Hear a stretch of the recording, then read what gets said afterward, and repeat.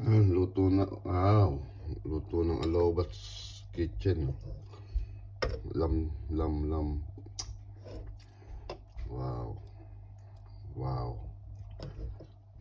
Tingnan natin mamaya.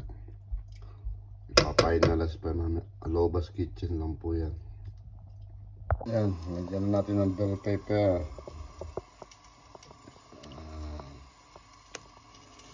Sarap na beef stew. Sarap yan. Alobas Kitchen lang yan mga kuya. Matitikman. Ilagyan na natin yung final dressing na lang yan. Kung gusto nyo lang meron spring onion, pampakulay ba, pampaganda ng ating luto. Yan, spring onion. That's it. Kain na. Yan ang ating beef stew sa Alobas Kitchen ang